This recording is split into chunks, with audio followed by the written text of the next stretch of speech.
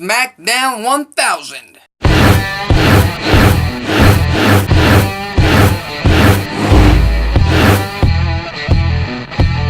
Welcome back to the ACB Wrestling Talk channel, your main source for wrestling news, topics, discussion, previews, all that kind of good stuff. I am your host, Alexis Carrillo, and tonight is finally the night. October 16th, 2018 marks the night that the show that was created from a catchphrase that the Great One once coined has reached its 1000th episode. And in WWE's official lineup, in WWE's official preview for tonight's show, there are quite a few things to really dig in terms of this episode. And one thing I want to point out is that SmackDown Live has been the best show from WWE over the past few months, maybe a whole entire year. Ever since AJ Styles won the title, I'm supposing, because, you know, when Jinder Mahal was champion, not so much. But hopefully, they deliver on tonight's show. Number one on that list, Rey Mysterio, the master of the 619. He is returning to WWE full-time, and it appears that he will be full-time with the SmackDown Live brand. Well, tonight, he has a dream match in a WWE World Cup qualifying match against the United States champion himself, Shinsuke Nakamura. And I've got a few things to say about this match. Number one, hell yeah, it's a dream match. It's Nakamura. It's Rey Mysterio. If they let them loose, if they let them go, they can put on a masterpiece. However, I think they're going to have maybe 9, 10, 15 minutes, maybe 20 minutes if they get the main event slot. So, all in all, match quality, you can certainly, bet on the match quality for this match. Number two, who comes out with the victory? Who comes out winning this match? Who qualifies for the WWE World Cup? Whether that be taking place at Crown Jewel or not, we have yet to find out for sure. We certainly won't know until November 2nd when Crown Jewel does or does not actually take place. But back to the match, who walks out with the win? Now, logically, Rey Mysterio would get the win. He's a returning superstar. He's got this entire fan base that WWE is banking on, not only in the United States, but also in Mexico and Latin America. So that's a logical decision to make, to actually have Rey Mysterio win in his return and qualify for this World Cup tournament. And I would assume that, they would want Rey Mysterio in the World Cup. And by they, I mean the sponsors of the Saudi Arabian show of Crown Jewel. So, all in all, it all makes sense for Rey Mysterio to win. However, on the flip side, we've got Shinsuke Nakamura, the United States champion. Although, you wouldn't remember that if I hadn't pointed it out, because over the past 2 or 3 months, I don't know how long his damn reign's been. I think he's getting close to 100 days, surprisingly. His title reign has been underwhelming, to say the least. It's been forgettable. He has done nothing with the title. In fact, every single segment and every single match he's been a part of ever since he became U.S. champion, including tonight, yes, including tonight, has been about someone else. At first, it was about Jeff Hardy, then it was about Randy Orton, now it's about Rey Mysterio. And thus, Nakamura and the U.S. title are put in the back burner. And I've pointed this out countless times before. I want them to change things. Tonight won't be that night because, like I said, I firmly believe Rey Mysterio has to get the win. SmackDown 1000, his return, he has to get the win tonight against Shinsuke Nakamura. But, that's how I think. That's my logistics of this entire situation. You may have a different entire view on this whole concept. Leave it on the thoughts and comments below. What do you think? Who do you think walks out with the win and why? The second World Cup qualifying match for tonight, the final, in fact, WWE World Cup qualifying match. Rusev versus The Miz.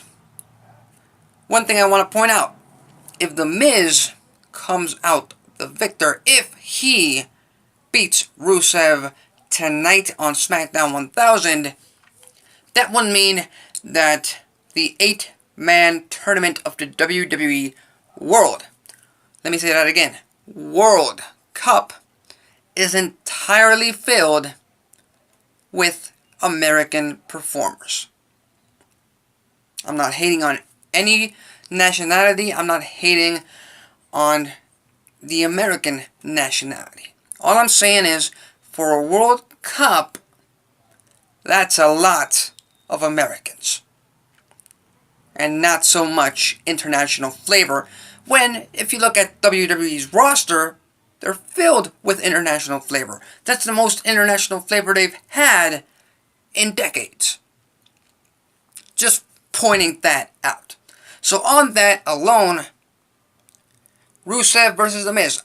If I were booking it, I would give Rusev the win, just to add the Bulgarian Brute into the World Cup, for the reasons I just pointed out a few seconds ago. But Rusev is the babyface in this match. The Miz is the heel. So Rusev, being the babyface and all, has to overcome the odds of not only facing The Miz, but he also has to encounter a possible Aiden English interference, which I do think will happen, which will cost him the match, and thus giving The Miz the final spot in WWE World Cup qualifying. Moving on. The Undertaker shows up to SmackDown 1000. We can no longer say The Undertaker returns because he's been a part of WWE programming for the past few weeks. However, we can't say he is returning to SmackDown Live because I don't remember when was the last time he was actually on the Blue brand. But anyway, Undertaker has pretty much been the unofficial face of SmackDown over the past 15 years.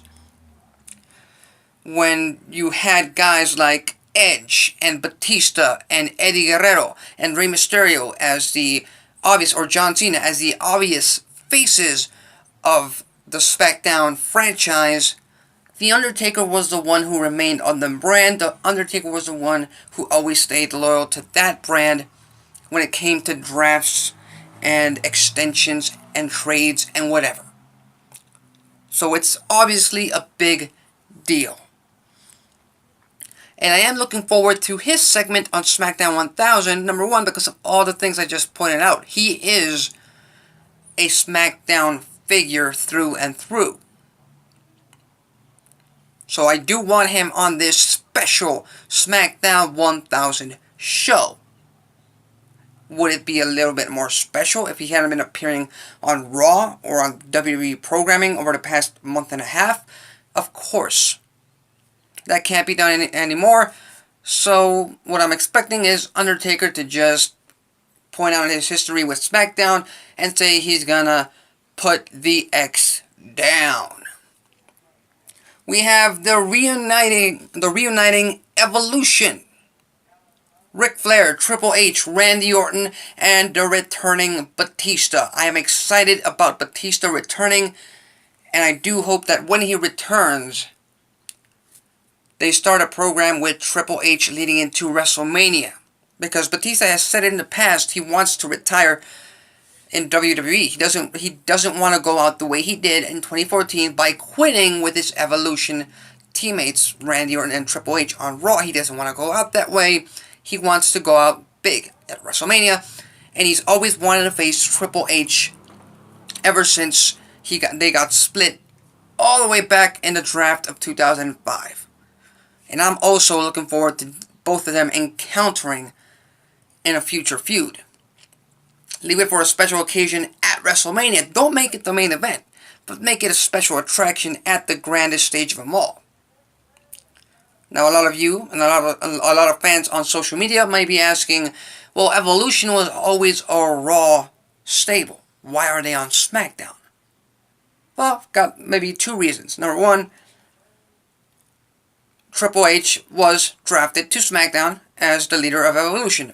If you recall, the draft of 2004. He was drafted to SmackDown, drafted back, at night or the following day. I don't remember, but he was officially, at least for a few hours, the leader of Evolution as a part of SmackDown Live's roster, all the way back in 2004. And number two, you need a special attraction for SmackDown 1000. You do. End of story. Like I've always said, WWE's logic functions on their own logic. Meaning that they're going to do what is best for their story, they're going to do what is best for their business, no matter what other logic fans have. And it works for them because they make the big bucks. And as far as this whole theory about AJ Styles or Daniel Bryan turning on each other, one of them becoming heel, just like on Raw 1000, I don't buy it. They're two very big baby faces. They're not going to turn Daniel Bryan heel. AJ Styles, I see no reason to turn him heel again. He's gotten a big fan base. I really don't see that happening. Can it happen? Of course, anything can happen, but I just don't see it. So anyway, that's a preview for SmackDown 1000. We also have it was announced a few weeks ago that we would have a Cutting Edge segment with Edge, who should be a part of SmackDown. Like I said, he was one of a SmackDown Historics figures, but that doesn't appear on WWE's official lineup for tonight's episode of SmackDown Live, so go figure. And I do expect a lot of returns, maybe a few more surprises. And my personal wish, selfish wish, might not happen. There's like a 1% chance of this happening. There's nobody would believe if it did happen. The Rock live in the SmackDown ring. That's what I want. That's what I wish would happen. But I'm not getting my hopes up because The Rock's a busy man. I know that. So anyway, that's the SmackDown Live preview, the SmackDown 1000 preview for tonight. If you follow wrestling news, topics, discussion, previews, all that kind of good stuff, consider subscribing. If you like this video, hit the like button. If you dislike this video, hit the dislike button. That's it for me. Till next time.